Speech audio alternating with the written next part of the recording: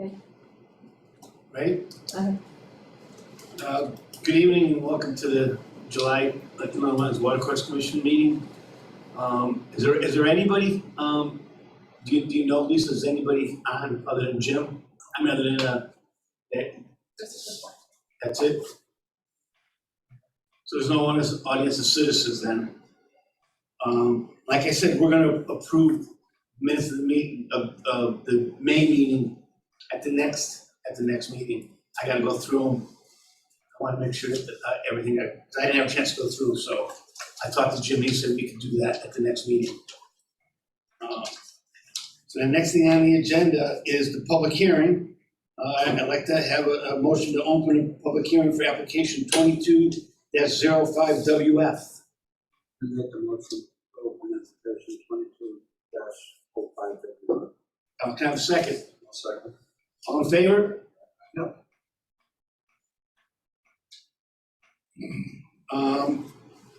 Now this is for the proposal for the town of Berlin Public Works Department to perform regulated activities in conjunction with the Kensington Road Bridge Replacement Project. State your name and where you're from and tell us what you're gonna do. Thank you, Commission. My name is Raju Vasam Seti. You have my information. I'm from Western Sampson. I'm a senior project manager.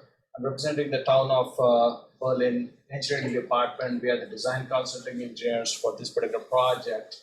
So I have some boards here, which I'm going to go through the project. Jim, I know you're online. The boards, I don't. You can't see the boards, but it's pretty much from the presentation we did in the past with DOT. So you may just remember all the details of all the boards I have here. Just to begin with, this bridge is very close to here. It's just go up north a little bit on the intersection with Brook Street. It's a Kensington Road bridge. I have two photos in here. Obviously, this you're seeing from the upstream face. Some details of this particular bridge. It's at the existing conditions. It's 5 steel arch culverts, and there is a box culvert. It's pretty old. It's a very busy bridge, 6,200 ADT. That's a lot of cars. It's a very busy road. The reason they're doing this project is because it's structurally deficient based on the conduct inspection report. It has to be either repaired or replaced fairly quick. That's what this project came out to be. So the corrugated steel arch pipes have a weight limit right now, so they're in a really bad shape. That's the reason we're going to replace this bridge. This bridge is over water. It's Madabassett River, so obviously there is some hydraulic information that's important here. The drainage area is like 9.7 square miles. There's a dam upstream which controls the flows. Also, this bridge is in a FEMA flood zone. That's another critical thing. It's in a FEMA flood zone, AE, and it's also on the FEMA floodway of the Madabassett River. That means the hydraulics and all the information that we're doing here has to be like here. 100-year discharge is 1700 CFS. That's a lot of flow there. And then based on our analysis, it shows it overtops by approximately 1.3 feet at the low point. That's where the whole bridge is in a FEMA flood zone. So with that, I'll put other.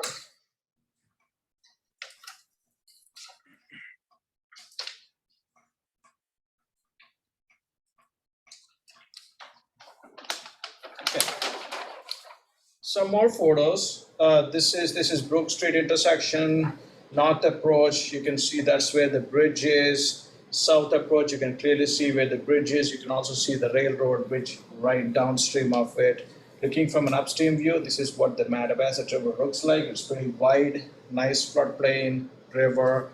On the downstream side, you can see this is a bridge in picture, and this is a railroad bridge very close to our bridge. So just a few pictures showing like what this bridge is like right now.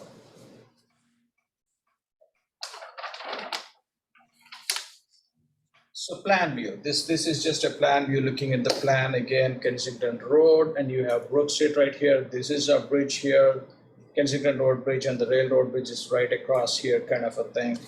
Proposed, this is a proposed stuff. I'm going to show you more details of this. They're putting in 4 big box culverts to replace all those arch pipes. I'm going to go through the details of why we are doing that. Obviously, you can see the water body right here. We have the wetland flags that are shown on here. The package, the plans that you have has all this information. The wetlands have been flagged by a professional wetland scientist. There is ordinary high water marked up, also the FEMA flood zones and all that sort of stuff. So this is a roadway. This is a project limits. We're doing some to the roadway as well because we're changing.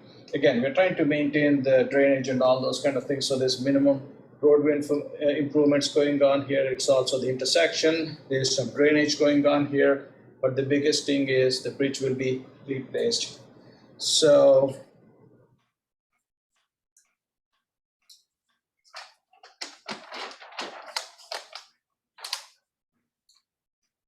this is how the proposed elevation is going to look like. So the 4 arch culverts along with the relief box culvert, it's all going to be replaced by these big box culverts.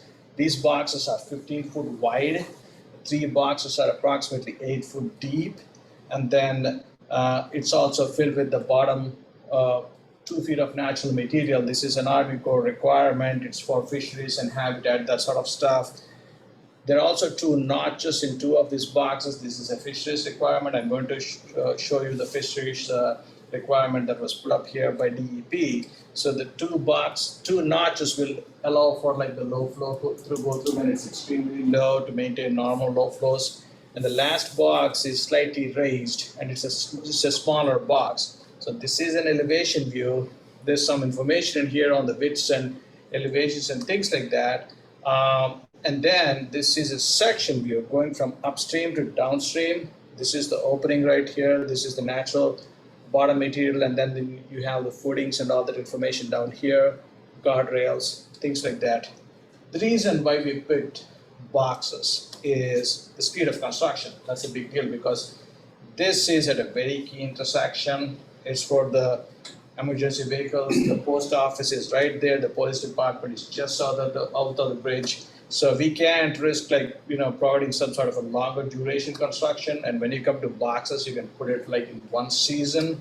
And then obviously there is snow scour issues if you put a box culvert, and then also the overall cost of the box culvert. We contemplated looking at putting an open bottom structure with footings and stuff like that.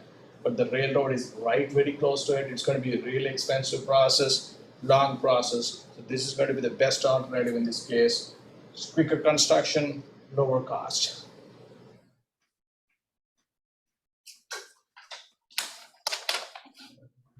So the biggest impacts you will have is during temporary water handling. During construction, how are we doing this?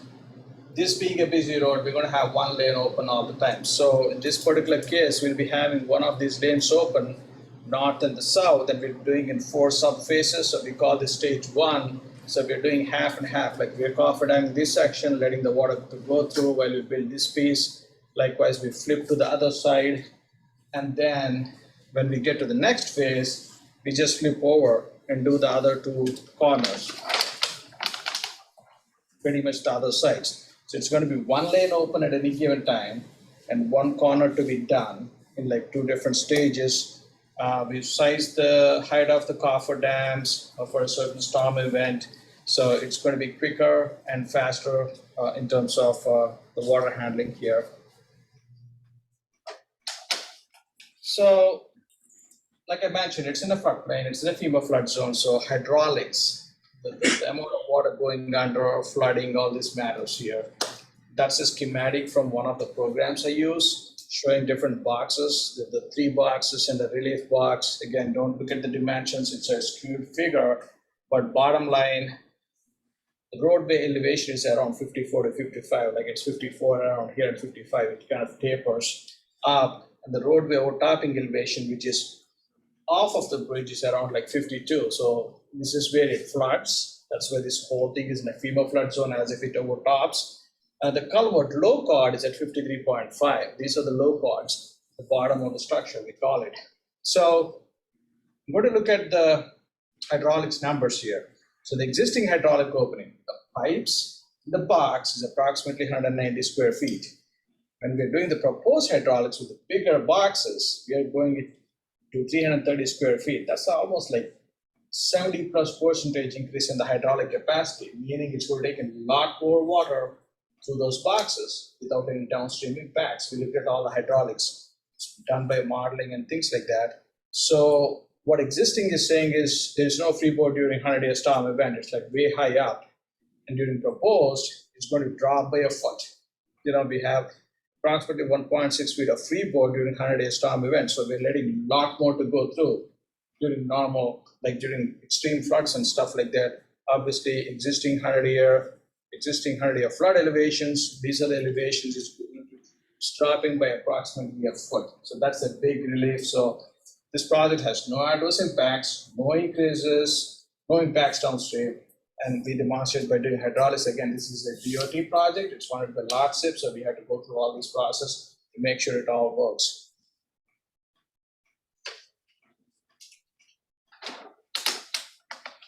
So some of the other concerns about this project, we had to do an endangered species request with DEP, and they found out like blueback herring in the river is a species of concern.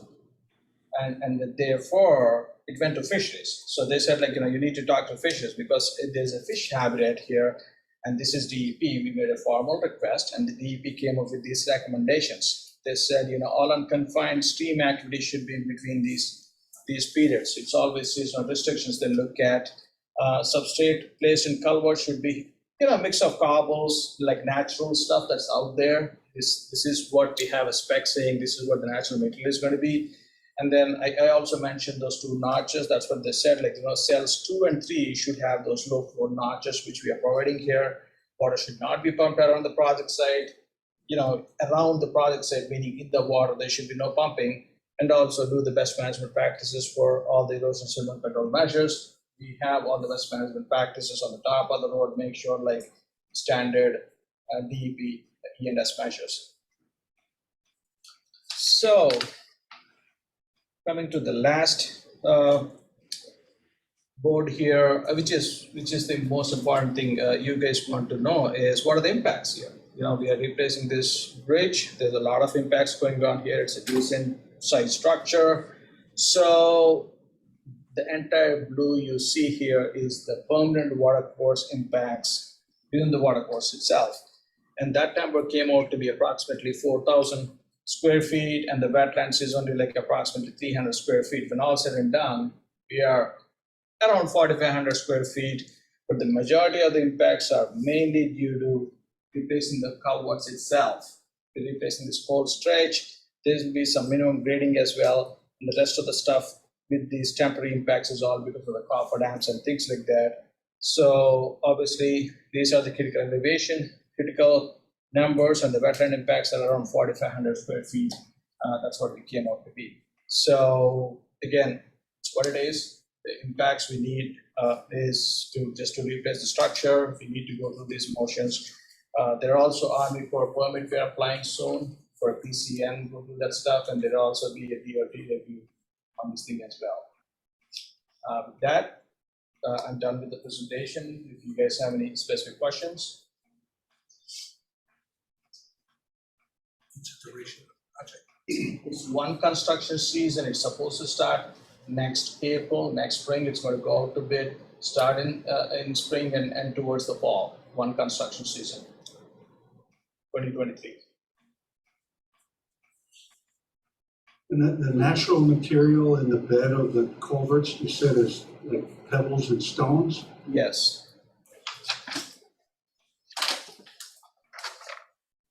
So it's going to be a mix of cobbles, gravel, sand, and fines, as recommended by DEP Fisheries. Does that have to be maintained, or will that just? So the thing is, these streets are dynamic in nature, meaning it washes out during the next storm event, but more stuff comes from upstream. So it will be constantly moving. So to begin with, you start with the natural material that's out there. So when all said and done, you go on a certain time, it will be some sort of a mix of these different materials. This is probably a dumb question, but those cutouts Yes.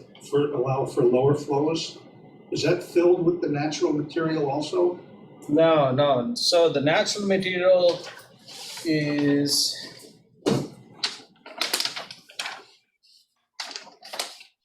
It's just this hatched part. So this cutout is going to be open for low flow. So when there's extremely low flow, you'll see flow through here. So the way the material goes, again, this is probably not going to stay as is as shown in this thing. Like I said, it's dynamic in nature, but the bottom line, it forms a low flow channel through the two slots, and then rest of the material stays in So there. they have walls that keep the material out of those troughs, or? It's just naturally placed. That's it. It's not like put in like avians or like set straight kind of a thing. Like the whole idea is like when all said and done, at any given time when you go out there, you'll see some sort of a configuration of this nature. And the railroad bridge is downstream. Yes. I know just looking at this project by itself is fine. Can the railroad bridge handle the increased flood capacity that you talked about? It's much larger opening compared to this bridge. Very large. It's not that far downstream, though, if I- It's like 20 feet. Yeah, it's not like it's, No, I know, but if right, it is, Where water it goes is, through no, here. it is bigger. I mean, as a kid, we used to walk through Yeah. the railroad bridge. It is bigger. Grandfather said to drive in here and watch his car. Look at these arch openings. 1, 2, 3, 4. I mean, I can't count. It's like 10 arch openings, much wider, much taller kind of thing. That handles lot more flow. Even when it overtops, it's going to be. Yeah, that's it. You know, You're you saying- said there's gonna be one lane open? One lane open, yes. Maybe it's my stupidity, but if the culverts are running across the road, are they one piece? How are you gonna keep a lane open if, They come in sections. oh, they do, okay. They come in So sections. you're gonna do one side of the road? Exactly. So let's say you keep this lane open and then you're trying to work on here. You can build these sections. Like Okay. maybe it comes in 4 sections or something like that. You do the water handling on the other side and do this corner first and then flip it over, do the other side. And once you're done with this whole thing, this section of the road opens up and you do the same thing on the other side. Okay. Yes, it comes Are in they sections. tied together somehow? Yes, they come in sections, the crane drops in, it comes in, and then they have like the joints and stuff like that. So it's all placed and tied in, yes. You're saying that these new culverts, that's going in, is gonna allow the water to flow quicker through it? It's going to handle a lot more flow through that because of the size. We are going from 190 square feet to 330 square feet of opening. So it's going to handle a lot more flow go through. However, we also looked at the downstream impacts because the river, it's like a decent sized river. It can handle the velocities. The railroad can handle the velocities. We looked at all this stuff.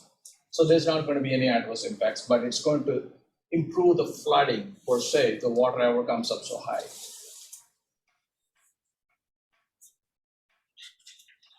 Jim, do you have any questions or any comments? Not at this point in time, no. I'm very familiar with the project. Anybody else have any questions or comments? No, we can't act this, right, Jim? We have to, for next meeting?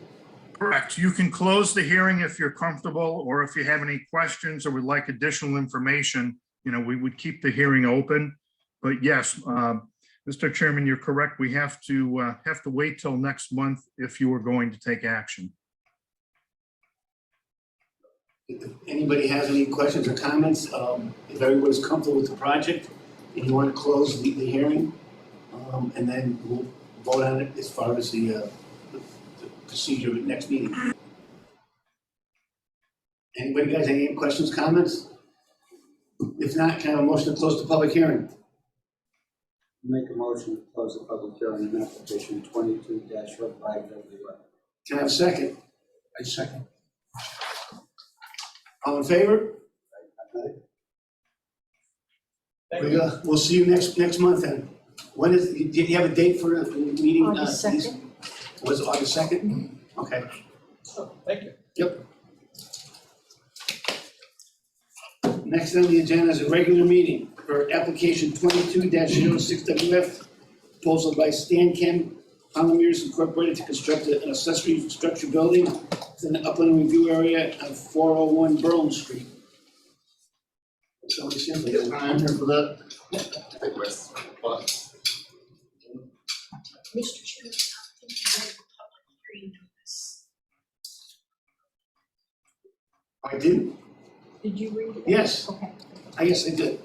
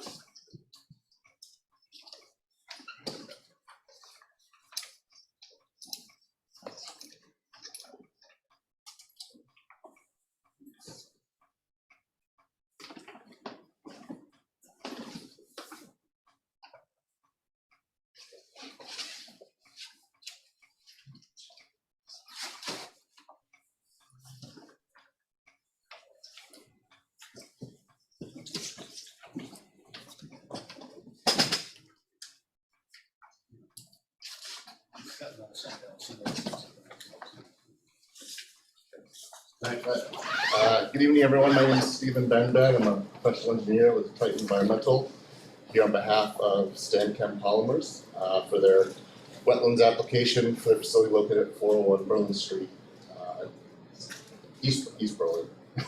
So the next town over from them is Cromwell, so they're right on the border. So they're here. This is the facility that's located at 401 Berlin Street here, north face up in that direction. And they're looking at constructing an accessory building that would allow them to store trailers that they have on site there right now. They'd like to move those to an indoor facility. It's an accessory structure located on the northwestern part of the facility. We had wetland scientist Richard Snarski from New England Environmental Services out to the site month before last to flag any wetlands on the facility. What he found is site basically has wetlands on the perimeter on the east and west sides of the property. So you have the Madawassett River on the east side that runs here, and there's wetlands associated with the river there. And on the west side, the neighboring properties to the west are at a higher elevation. So what's happened is that water kind of runs down that slope, and it's created a wet kind of a drainage system, a drainage swale along the western side of the property. Well, it kind of splits. Some of it comes to the south, and then some of it moves to the north. Eventually, all goes to the Madawassett River. Where they're looking at installing the structure is up in this northwestern portion of the property. There is also a floodplain associated with the Madawassett River. They're locating the structure outside the floodplain, above the floodplain elevation, and also outside of any wetlands on the property. So we are within 50 feet of a wetland. And again, Mr. Snarski had flagged this area up here as wetlands. Kind of, again, as I mentioned, it comes down the hillside from the west, and just it's a man-made drainage swale that flows around to the north and eventually to the east over to the Madawassett. What's really interesting with his report is that, again, it was a man-made wetland area, more of a drainage swale than anything. It's dominated mostly by invasive exotic species. It's a very low value, low function area of the property. There's really no value to any kind of wetlands or wildlife habitats or flood storage or removal type of thing. So we feel that locating the structure in this vicinity, and he agrees that there really won't be any adverse impacts to wetlands on this part of the property. So we'll talk a little bit about what they're doing here and what they're doing to mitigate any impacts to the buffer, which is what they're located in. This yellow line is the buffer area to the wetlands that's back here. So you can see it's approximately, 2/3 of the building is located within the buffer, and this part of it is located outside the buffer. So this is an area of the facility where they currently store tanker trailers for finished products. So if you're not familiar with StanChem, they manufacture polymers that go into paints. They don't produce paint, but they sell products to paint manufacturers and they add those to them. So they end up, what they sell here are specialty coatings and things like that.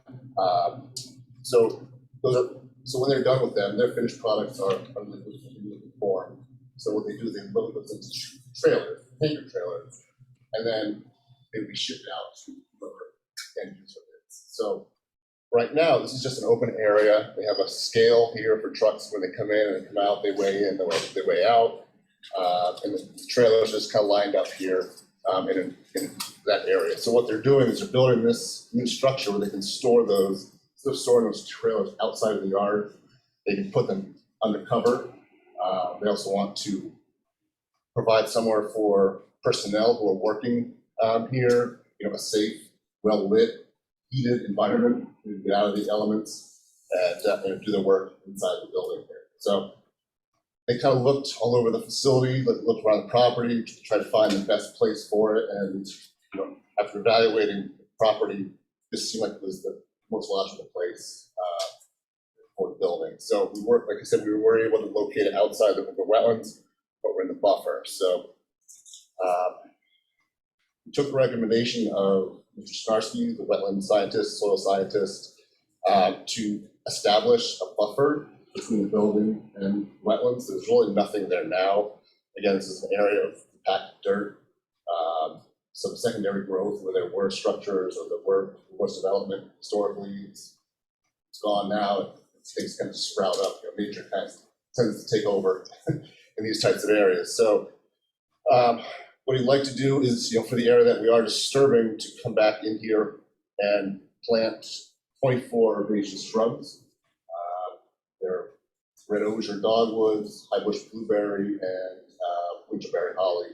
So they'll kind of run around the perimeter of the building to create a buffer between the building and the wetland system behind it. And then the other areas that are disturbed would be seeded with a seed mixture.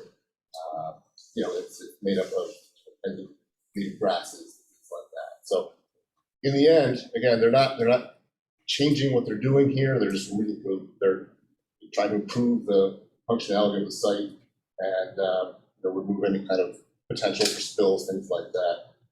The other thing I should mention about the building too is that it would be CMU block building, typical concrete footings and a concrete slab.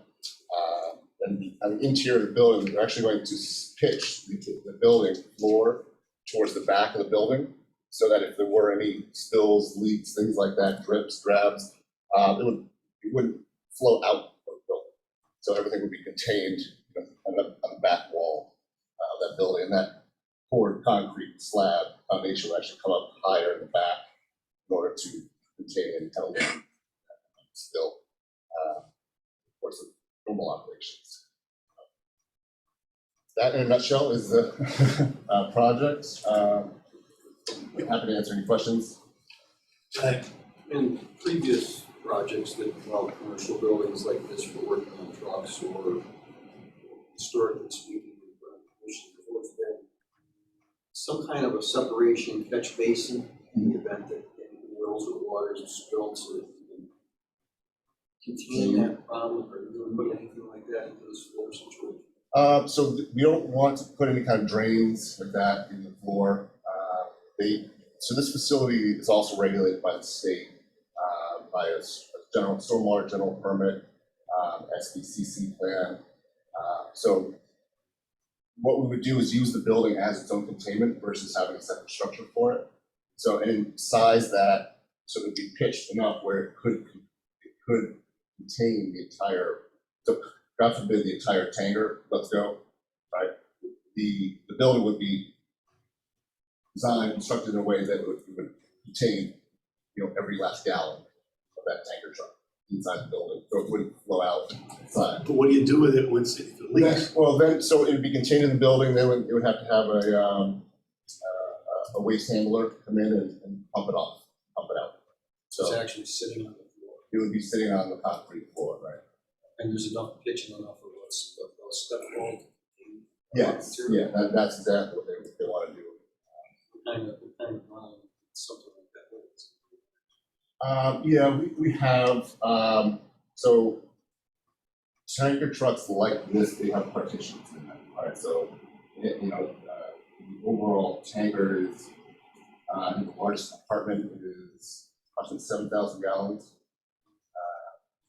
which then you would convert that into cubic feet, which is what, inches, things like that. It actually only works out to a couple inches of pitch across the entire building. The whole thing's about 60 feet deep, 160 feet long. So currently, these vehicles are sitting outside. Right now, they're sitting outside on a compacted dirt. They're not containing anything. That's right. So this is a better alternative. Yeah, exactly. It allows them, this way it allows them also, like I said, to work in the winter.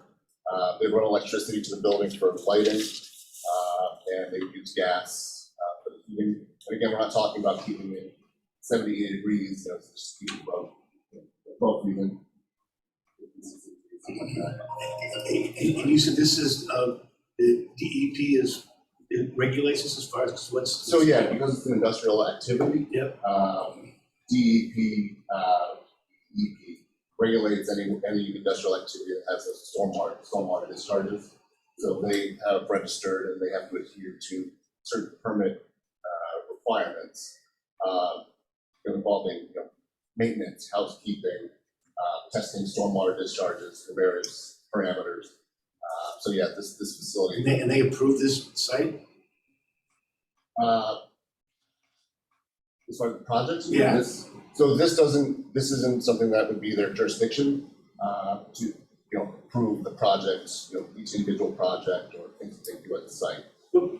If I might, but for example, there was a tremendous amount of snow melt off the trucks in there, so that you had puddling in the back of this building, contained, as you described. Mm-hmm. And they want to do something with that water.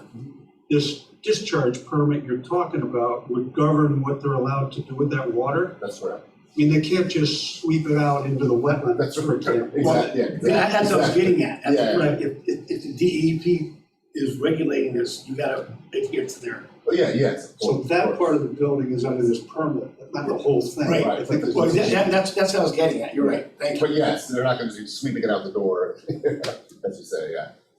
It would be like say contained, and that's a pretty standard practice for a lot of industrial facilities. There's a store, barrels of 55-gallon barrels of different used oil in a garage, say, or different things. They all have to be contained, and a lot of times the building itself, as long as it's are cracks or storm drains, things like that in the floor, then they use the building as contained. So that they're doing the same industry kind of standard. Yeah. So there's no wash down or anything like that? No, nothing like that. No, it's just they back in the trailers and they pull them out. That's it. The cab of the truck actually wouldn't even go inside the building. You just back up, hook up, and then pull the trailer out. Can you describe for us, like, the elevation? Like, as you said, most of this building, over half this building is in the upland review area. Right. Is it relatively flat now, or is it a steep slope to the wetland? No, their property is very flat. I would say, so this, I don't know if you can see it from where you're sitting, it's on the plans that are submitted. It's kind of a heavy gray line that is here. So that's the limit of the floodplain from the Manabassa River. That's elevation 28. So anything east of this is below elevation 28. Right. Anything west of this is above elevation 28. The building right here, this area where the building sits, it's 2 feet above that, 2 to 3 feet above here. So it's generally flat. And then once you're off the property, this is the property line. Once you're off the property, then it's just slopes steeply up to some other industrial properties. That's Commerce Street runs behind it. But the facility itself is very flat. You wouldn't notice it if you were walking around out there. I think what you're saying is, this property, there wasn't a lot of functional use of it as a wetland. That's right. And with the upland review area being impacted, the wetland wasn't providing much wildlife refuge, Right. water, it wasn't really Not doing much. pounding water, right? Because that's a big impact on the upland area there. But Mhm. all the rainwater onto your roof, where's it Yes. going? So I didn't put that up, but we did also include a stormwater management feature for the water. And that's really only water increase that we're talking about here. Like I said, everything else is already developed. It's all compacted earth. So we're dealing with the water coming off the roof, and we're collecting it gutters, and then we're directing it to a stone trench that's alongside the building here. So the idea is that the majority of storms would be captured in this, and then larger storm events would overflow up top of this, and it would flow behind the building into the wetlands, and it would flow where it does now. So we're not changing the patterns, we're not changing the hydraulics of that wetland. So again, we're mitigating the water coming off the roof, so it's not a flush of water that's not getting there now. We're sending that to a trench, it would infiltrate the groundwater, then any large storm events above that design would overflow, kind of go as sheet flow into the wetland behind the building. So we're not taking water away from the wetland either. I'm looking at this, Stan Ken's been there for many years. Mhm. And you're telling me those trucks were out, those trailers were out, sitting in gravel all these years? That's right. And there was never any spillage, never any contaminated? Yeah, as far, we don't have any documented spills from the area. Again, I can't I'm sure, say 100% that there's. I'm sure there's a better alternative. Mhm. I would think this would have been done years ago, but Or too late. yeah. Yeah, right. So that's what they look at as a positive for, for them and also for the facility overall. Yeah, I would think that it would. Jim, do you have anything to add to this? No, the only thing I can mention is that we've been working with the applicant probably for 3 or 4 months in terms of preparing the information that's required, to put the proposal together. And at first we thought that we were going to have some flood hazard concerns, with the floodway of the river.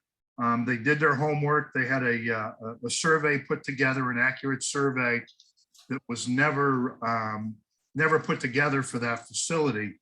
And once that was done, as was mentioned earlier, the proposal as we see it tonight, it's outside of the floodplain and also outside of the wetland area.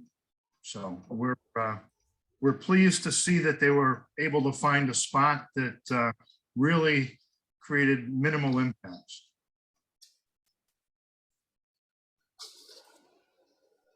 Now, from my point of view, Jim, and I'm going over the information, I don't know what the rest of the commission thinks, but I don't see a need to go to public hearing, do you?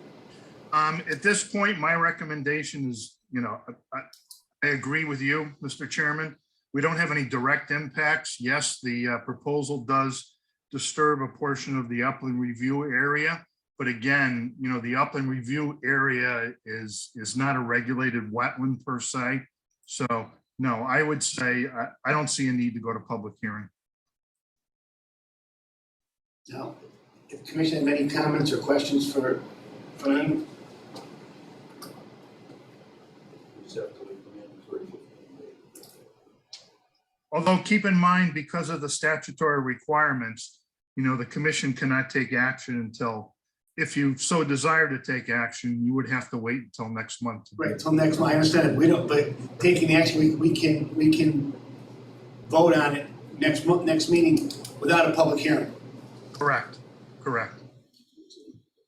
Yeah, just need a motion to continue the regular meeting. Right. Bill, anybody have any questions? I have a question. Quick question. Where is, you said it was adjacent to the town of Cromwell? Yes. Show me the town line. Yes. So the town line is actually the river. Okay. So Yeah, the town center. line is- So yeah. So this is the area we're talking about up here. This is Berlin Street, and then the river runs along east side. So the town line, the property line actually is the center of the river. So yeah, this over here would be Cromwell. So there's no obligation from the. Yeah, we're not causing any impacts, to Cromwell or even to Berlin as far as offsite impacts. We're not running new water, we're not increasing traffic, we're not running new utilities, sewer, nothing like that. This building won't have any water service to it, bathrooms or office space. It's just storage. You're saying out of curiosity that we should talk to Cromwell just to let them know that they're gonna do this? I didn't know if it was inside there. I know this has happened on our commission before. But I mean, that's not our obligation, that would be their obligation to get, if they had to. Right. Yeah, we can certainly work with the applicant to put that together, to notify Cromwell. Notify and notification of the project. I think it's a good idea.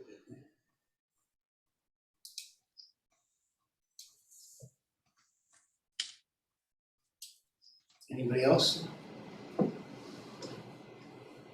So, Jim, we have to make a motion to continue, Yes, you should. Yep. Make a motion to continue the application until the till the next meeting. second meeting. Commissioner Rogan will make a motion to continue application 22-06WF till the August 2nd meeting. Can I have a second? Second. All in favor? Thank you. Thank you, see you next month. All right. Now, the next two, application 22-07WF is a town project, as is application 22-08WF. Jim, you're gonna talk about these? Yes, I'm going, in my memo, I made a recommendation that the commission schedule public hearings on both applications. The first application, 2207WF, that's a drainage project on Meadow Lane. We do have some direct impacts where we're constructing the discharge down along Belcher Brook. We're in a wetland area along with the floodplain of Belcher Brook. So from a public interest standpoint, I would certainly recommend the commission schedule a public hearing. And our consultant will be available next month to make a full presentation during that hearing. So can I have a motion to have application 22-007WF for a public hearing? Commissioner Rogan will make a motion for a public hearing on application 22-07WF for August 2nd. Can I have a second? Second. All in favor? And what about 22-08? Jim, anything comment on that? Yeah, likewise, it's a project to reconstruct what we call the Edgewood Road Bridge. It's actually a very small culvert that's in need of repair. The load rating has been reduced by the state DOT over that structure. It does lie just downstream of the Halemere Reservoir. For you folks that are familiar with Halemere, it's on the southern end of Edgewood Road. And presently we're seeking state or federal funding to provide us with help in sharing the cost for this project. But again, because we're in the floodplain and we're also within the regulated wetland areas, I'm suggesting we go to public hearing on that next month. Commissioner Rogan will make a motion for public hearing on application 22-08WF for August 2nd. Can I have a second? Second. All in favor? Aye. Very good. Jim, anything else? Any other business? The only other thing I can mention to you folks, and I just received an email late today. I think it was 3:30, 4 o'clock. It came in. It was addressed to myself and all of the Wetland Commission members in regards to 711 Southington Road. A neighboring resident has concerns with what may have taken place there a few months back, which we had spoken about previously. I would suggest you read the email. I believe it came through on your town emails. if for some reason you do not receive it, we can make arrangements for you to get the information that was sent by the resident. And I would ask you to read it, and we can discuss it at the next meeting.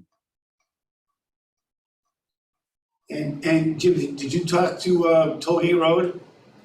Oh, yes, Mr. Olson, I spoke to him about a week and a half or so ago, reminding him that, he had an obligation to install the last couple of wetland plantings on his property.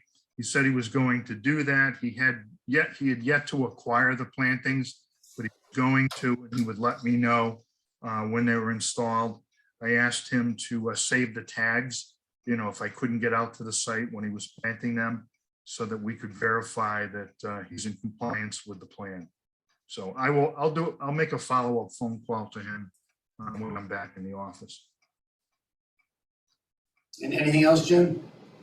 No, that's all I have, unless anyone has any questions about anything.